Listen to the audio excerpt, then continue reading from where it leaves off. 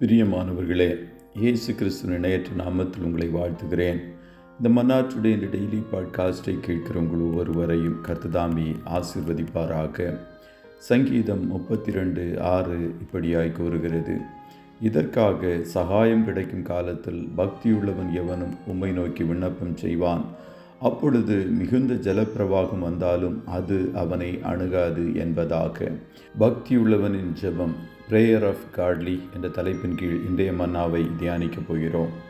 பக்தியுள்ளவர்கள் ஜெபிக்கிறவர்களாய் காணப்படுவார்கள்.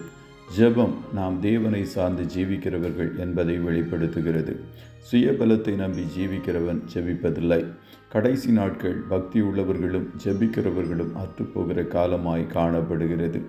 சபைகளில் ஜெப கூட்டங்கள் குறைய துவங்கியுள்ளது. ஜெபிக்க வாஞ்சியோடு கூடி வருகிற விசுவாசிகளின் எண்ணிக்கையும் குறைவாய் காணப்படுகிறது. சோர்வின் ஆவி ஜெபிக்கிறவர்களை சிறைபிடித்திருக்கிறது. ஆனால் ஜெபிக்கிற ஒரு நபருக்கும் ஒரு குடும்பத்திற்கும் ஊழியத்திற்கும் கர்த்தரிடத்திலிருந்து சகாயமும் உதவியும் ஒத்தாசையும் நிச்சயமாய் கிடைக்கும். யோனா கர்த்தருடைய சமூகத்தை விட்டு விலகி தர்ஷீஷுக்கு ஓடிப்போன போது கூட, உன் தொழில் என்ன, நீ எங்கே இருந்து வருகிறாய், உன் தேசம் எது, நீ என்ன ஜாதியான் என்று மாலுமி கேட்டபோது, நான் எபிரேயன், சமுத்திரத்தையும் பூமியையும் உண்டாக்கின பரலோகத்தின் தேவனாகிய கர்த்தரிடத்தில் பயபக்தி உள்ளவன் என்றான். கடைசியில் மீனின் வயிற்றிலிருந்து உதவி செய்கிற ஆண்டவரை நோக்கி பயபக்தியோடு ஏறெடுத்த ஜெபத்திற்கு கர்த்தர் பதிலளித்தார். என் நெருக்கத்தில் நான் கர்த்தரை நோக்கி கூப்பிட்டேன், அவர் எனக்கு உத்தரவு அருளினார். நான் பாதாளத்தின் வயிற்றிலிருந்து கூக்குரலிட்டேன், என் சத்தத்தை கேட்டீர் என்று யோனா அறிக்கையிட்டார். கர்த்தர் மீனுக்கு கட்டளையிட்டார், அது யோனாவை கரையிலே கக்கிவிட்டது. கர்த்தருடைய பிள்ளைகளே, உங்கள் ஜெப ஜீவியத்தை சீர்படுத்துங்கள். உங்கள் விண்ணப்பங்களின் சத்தத்தை கேட்டு உங்களுக்கு சகாயம் செய்வதற்கு கர்த்தர் ஆவல் உள்ளவராய் காணப்படுகிறார். என்னென்ன காரியங்களில் கர்த்தருடைய உதவி வேண்டுமோ அவற்றையெல்லாம் கர்த்தரிடத்தில் ஜெபத்திலே அறிக்கையிடுங்கள். அவர் தீவிரித்து வந்து உங்களுக்கு உதவி செய்வார். உங்களுக்கு விரோதமாக மிகுந்த ஜலப்பிரவாகம் வந்தாலும் அது உங்களை அணுகாது. கர்த்தர் உங்களை பாதுகாப்பார். சத்துரு உங்களுக்கு விரோதமாய் வெள்ளம் போல எழும்பினாலும் கர்த்தர் அவனுக்கு விரோதமாய் கொடியேற்றி உங்களை விடுவிப்பார்.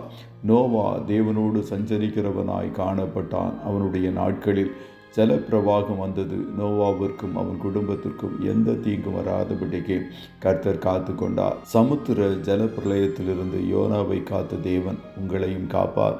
ஆகையால் பக்தியுள்ள ஜீவியம் செய்து கர்த்தரை நோக்கி இடைவிடாமல் எப்பொழுதும் ஜெபிக்கிறவர்களாய் காணப்படுங்கள்.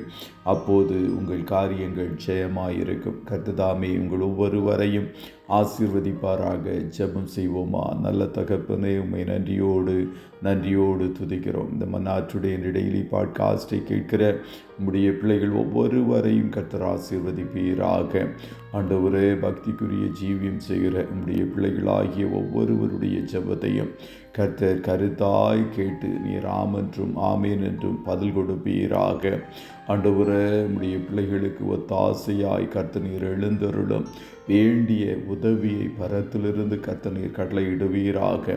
எந்த பாதாளத்தின் வல்லமைகளும் ஜலப்பிரவாகங்களும் உம்முடைய பிள்ளைகளை வாரிக்கொள்ளாதபடி கர்த்தர் வேலியடைத்து பாதுகாத்து கொள்ளும் என்று சொல்லி ஜெபிக்கிறேன். இன்றைய தினம் உம்முடைய பிள்ளைகள் கையிடுகிற எல்லா வேலைகளையும் ஆசீர்வதியும், போக்கிலும் வரத்திலும் உடனிருப்பீராக.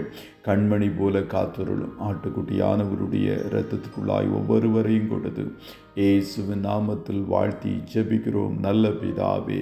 ஆமே.